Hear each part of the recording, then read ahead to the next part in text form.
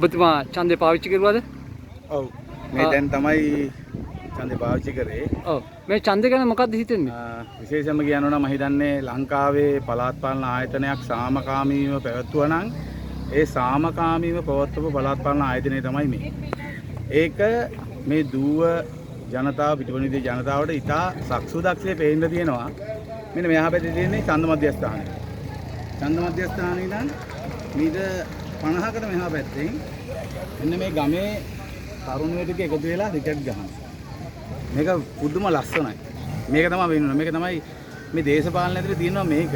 හැමදාම මේ මිනිස්සු කරේ අරක්කු බෝතලයට මත්පැන් වීදුරට බත් පැකට් එකට දේශපාලඥයාට විකිනිලා මේකට දෙපැත්තකට බෙදීලා හැමදාම උලල් කා ගන්න එක කරේ. හැබැයි අද දෙපැත්තකට බෙදීලා දෙගොල්ලොම එකට සෙල්ලම් කරනවා.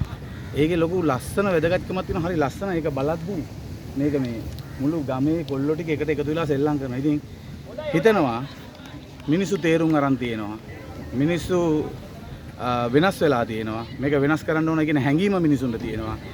අන්නේ වෙනස් කරන්න ඕන කියන හැඟීම පෙරදරි කරගෙන අද මැතිවරණයක් දවසේ මැතිවරණයක් තියනවාද කියන කාරණාවත් මිනිසුන්ට වගේ වගක් නැහැ. හැබැයි මිනිස්සු මැතිවරණයට සහයෝගය දක්වමින් ඡන්දේ පාවිච්චි කරමින් බොහොම සංහිඳියාවෙන් ගම ඇතුලේ ඉන්නවා. මම හිතන්නේ ලංකා ඉතිහාසයේ තිබිච්ච හොඳම වැදගත්ම පළාත් පාලන මැතිවරණය.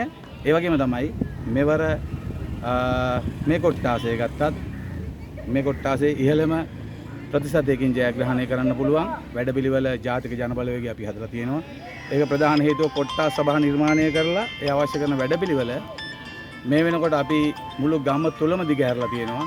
ඒකේ ශක්තිය ඒකේ බලය තමයි මේ දැනුත් ගම ඇතුලේ දකින්නේ. මෙවර මේ පළාත් පාලන මැතිවරණයේ ජනබලවේගයට ජයග්‍රහණය කරන්න පුළුවන් වෙයි කියලා හිතනවාද මීගමු නගර සභාව විශේෂයෙන්ම? අනිවාර්යෙන්ම. මොකද මීගමුවේ විශාල දිගහැරුමක් තියෙනවා ජාතික ජනබලවේගය විශේෂ කරගෙන. ඒ විශේෂ කරගෙන දිගහැරුම කොච්චරද කියලා කියන්නේ ගමේ ඉන්න වැඩිහිටියා තරුණයා මේ සියල්ල අපි ඒකාබද්ධ කරන වැඩසටහන ඉස්සරහට ගෙනියනවා. ඒ නිසා අනිවාර්යෙන් ඒකේ ජයග්‍රහණය අපිට පේනවා. දැන් පහුගිය ජනාධිපතිවරණයේ වෙලාවෙදී ඒ වගේම මහමැතිවරණ වෙලාවෙදී අති විශිෂ්ට විදිහට ජනබලවේගය ජයග්‍රහණය කරනවා.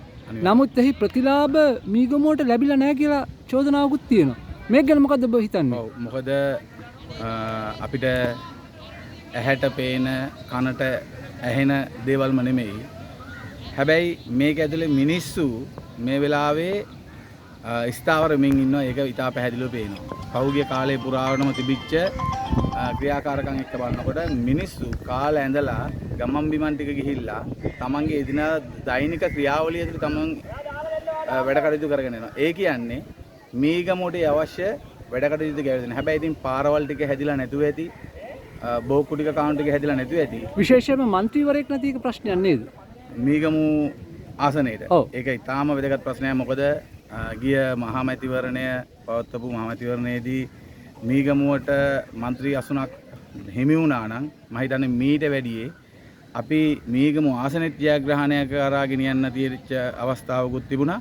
ඒ වගේම තමයි මේක තව මිනිස්සුන්ව දිරිගන්නන්න වැඩ පිළිවෙලකුත් වෙනවා.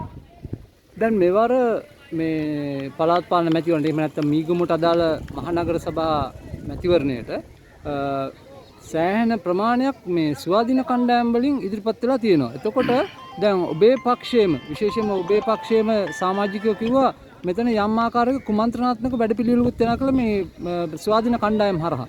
මොකක්ද ඇත්තට මේක ගැන හිතන්නේ? ඔව් ඊට පැහැදිලිවම ස්වාධීන කණ්ඩායම් කියන්නේ අපි හැමෝටම ඇඟිල්ල දික් කරන්නේ සැලකිය යුතු ප්‍රමාණයක. ඒ කියන්නේ ස්වාධීන පක්ෂ එකකට දෙකකට හැරුණකොට අනිත් සියල්ලටම ඇඟිලි දික් කරනවා. මේ මීගමෝ විනාශ කරපු මේ මීගමෝ කුඩු වලින් ගංජා වලින් අයිස් වලින් විනාශ කරන්න ප්‍රමුඛත්වයේ ගත්ත ප්‍රධාන පෙළේ දේශපාලඥයෝ කීප දෙනෙක්ගේ උනන්දුව උමනාව ඇතිව තමයි මේ ස්වාධීන කණ්ඩායම් විශාල ප්‍රමාණයක් හැදෙන්නේ. අනේ නිසා මේ වෙනකොට ඒ අයගේ කණ්ඩායම් නායකයෝ දිහා බලනකොට ඉතාම පැහැදිලි ඒ අර දේශපාලඥයින්ට කත් ඇදපු දේශපාලඥයෙක්ගෙන් දොළපිදේන ගත්ත දේශපාලඥයින්ට අවශ්‍ය කරන ක්‍රියාමාර්ග කරගන්න අවශ්‍ය වටපිටාව නිර්මාණය කර දීපු කණ්ඩායමක්. ඒ නිසා මේ ඉදිරිපත් කරලා තියෙන ස්වාධීන කණ්ඩායම් වැඩි බොහෝ කණ්ඩායම් මේ වෙන බලල් අතකගේ හස්තයක් කියනක විශේෂයෙන් කියන්නේ.